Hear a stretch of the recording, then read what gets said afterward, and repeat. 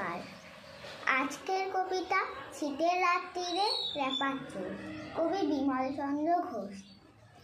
আমাদের বাড়ি চোর এসেছিল কাল রাতে, সারা গায়ে তেল মাখা, অঘ্রাণ মাস, কনকনে শীত, রাত দুপুর, আকাশ কুয়াশা ঢাকা।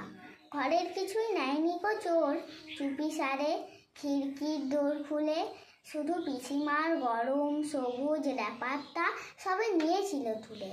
ভাঙা জানালাটা নড়ে উঠেছিল খুট করে, চারিদিক নিঝুম।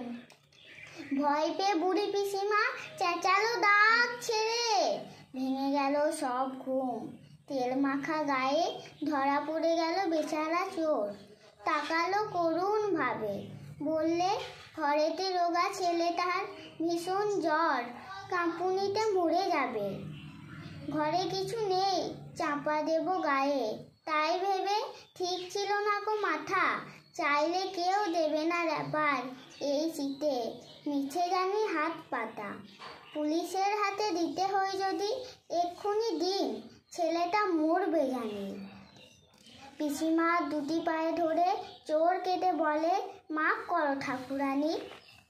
পিসিমা বললে, র্যাপারটা নিয়ে এক্ষুনি যা, আগে বাঁচা ছেলেটাকে। বুড়ি পিসিমার দু চোখে গড়ায় শান্তি জল, আঁচলে মুখ ঢাকে। নমস্কার।